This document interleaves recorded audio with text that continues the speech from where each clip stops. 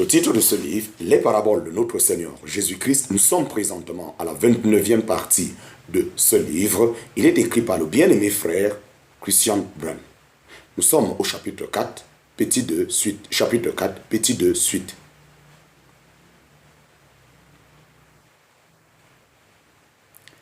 Dans cette petite parabole double, le Seigneur poursuit le courant de pensée amorcé par la parabole de la présence de l'époux. Les deux images suivantes se complètent l'une l'autre. Et personne ne met un morceau de drap neuf à un vieil habit, car la pièce emporte, en parenthèse, une partie de l'habit et la déchirure en devient plus mauvaise. On ne met pas non plus on ne met pas non plus du vin nouveau dans de vieilles outres. Autrement, les outres se rompent et le vin se répand et les outres sont perdues.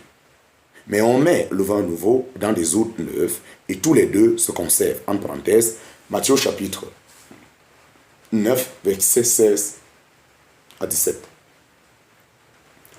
Les images en tant que telles sont claires. Lorsqu'on prend un morceau d'un tissu qui n'a pas été porté et lavé et donc non rétréci, et qu'on le coud solidement au tissu vieux et rétréci d'un habit pour réparer une déchirure, il en résulte une déchirure encore plus grande du tissu vieux. Le morceau de tissu neuf, rajouté en parenthèse littéralement, morceau remplissage, rétrécira tôt ou tard, devenant plus petit. Le vieux tissu ne pourra pas supporter alors la tension en résultant. Une nouvelle déchirure naîtra à la couture. La seconde image, comme la première, est aussi tirée de la vie quotidienne de l'époque. Dans l'Antiquité, pour conserver et transporter les liquides, on utilisait des peaux d'animaux cousus ensemble qu'on appelait des outres. Pour éviter autant que possible des changements de goût, on tannait soigneusement les peaux. Avec le temps, ces outres d'allure assez informe devenaient dures et friables. Si on mettait alors dans de vieilles pots du vin nouveau, dont la fermentation n'était pas encore totalement achevée, les gaz naissants durant la fermentation mettaient sous pression les outres devenues friables et les faisaient éclater. Du coup, tout était perdu, le contenu et le contenant. C'est pour cela qu'on ne pouvait mettre du vin nouveau que dans des outres, en parenthèse, un récipient neuf, dont les peaux étaient encore assez élastiques pour pouvoir supporter la pression des gaz.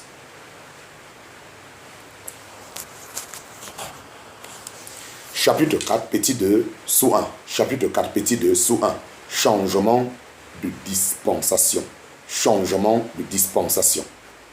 Par cette petite parabole double, en parenthèse, comparée avec Luc chapitre 5, verset 36, et il leur dit aussi une parabole. Le Seigneur Jésus approfondit la pensée de l'imminence d'un changement de dispensation. Que signifie un changement de dispensation? Israël était autrefois, sous la première alliance, une alliance d'œuvres. Dieu voulait mettre à l'épreuve l'homme sous une loi qui exigeait certaines œuvres. Pour cela, il avait donné à son peuple terrestre de bons commandements comme aucun autre peuple n'en possédait. Mais à peine furent-ils donnés que le peuple les rompit. La loi n'a donc rien amené à la perfection, en parenthèse, Hébreux chapitre 7, verset 19. La faute n'en était pas à la loi, elle était sainte, juste et bonne, en parenthèse, Romains chapitre 7, verset 12, mais à la méchanceté incorrigible de l'homme. Avec la venue de Christ, est intervenue la fin de cette époque, la dispensation de la loi. La ruine de l'homme ayant été démontrée, Dieu voulut alors agir envers lui en grâce illimitée et inconditionnelle, en parenthèse, et également l'éprouver de cette manière. Même si le fondement nécessaire à cela, l'œuvre propitiatoire de Christ à Golgotha n'avait pas encore été posée pendant sa vie ici-bas, la bonté de Dieu se tournait néanmoins dès avant la croix vers les publicains et les pécheurs. Ils étaient les objets particuliers de sa grâce, une grâce qui allait bientôt franchir les frontières d'Israël et se tourner vers toutes les nations. En Christ, la grâce de Dieu qui apporte le salut est apparue à tous les hommes, en parenthèse, Tite chapitre 2, verset 11. Les publicains et les pécheurs étaient donc plus proches du royaume de Dieu que les pharisiens. Que les pharisiens irréprochables selon la loi cérémonielle, mais qui méprisaient les autres et se glorifiaient de leur prétendue justice, en parenthèse, Luc chapitre 18, verset 9 et suite. La raison pour laquelle les publicains étaient plus proches est qu'au lieu de se confier dans la chair, ils reconnaissaient leur méchanceté devant Dieu. Ils étaient les malades qui avaient besoin d'un médecin et ils le savaient. Or, le sauveur des pécheurs était venu pour appeler de tels pécheurs à la repentance, non pas ceux qui étaient en bonne santé, qui, dans leur propre justice, croyaient ne pas avoir besoin de lui. Ceux qui étaient en bonne santé, s'appuyant sur la loi et pensaient pouvoir se tenir devant Dieu par ce moyen. Par contre, les publicains et les pécheurs se réfugiaient dans la grâce de Dieu qui leur était offerte. Amen. Alléluia.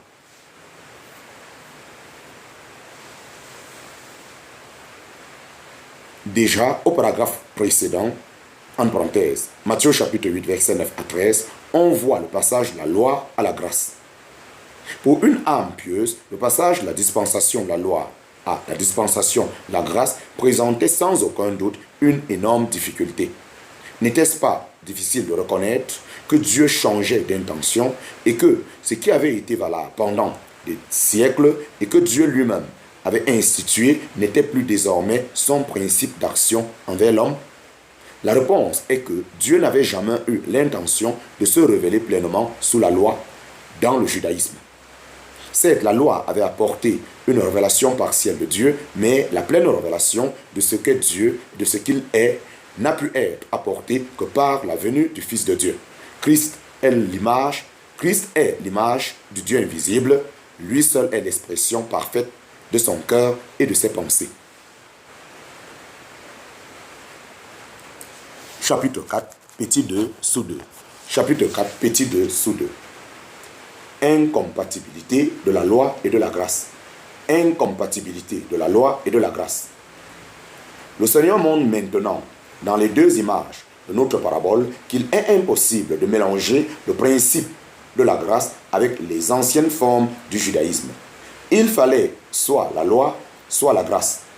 On ne pouvait pas avoir les deux. On ne pouvait pas mêler les deux. C'est ce que les disciples devaient apprendre autrefois et que nous devons aussi apprendre aujourd'hui.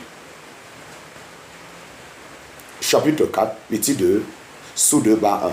Chapitre 4, petit 2, sous 2, bas 1. Le morceau neuf au vieil habit. Le morceau neuf au vieil habit. Le vieil habit, c'est le judaïsme de ce temps-là, sous la forme vers laquelle les pharisiens et les scribes l'avaient fait évoluer par leur doctrine et leurs coutumes, leur formalisme et leur fausse justice, en parenthèse, Matthieu chapitre 5, verset 20. En dessous de la classe dirigeante, peut-être y en avait-il qui reconnaissaient certaines carences de leur système et qui n'étaient pas hostiles à une certaine amélioration ou réforme. Un morceau neuf de ce que Jésus enseignait et faisait n'aurait pas fait de mal à leur système, à leurs yeux.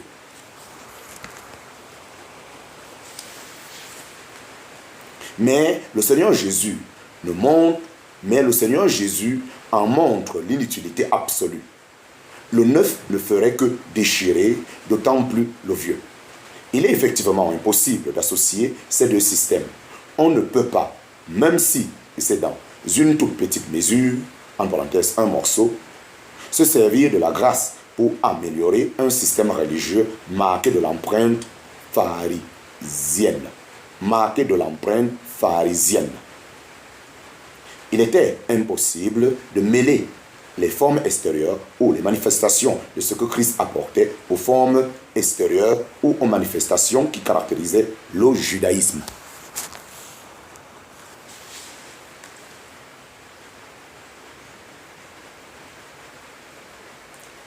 C'est de ces formes extérieures ou de ces manifestations que semble parler l'habit.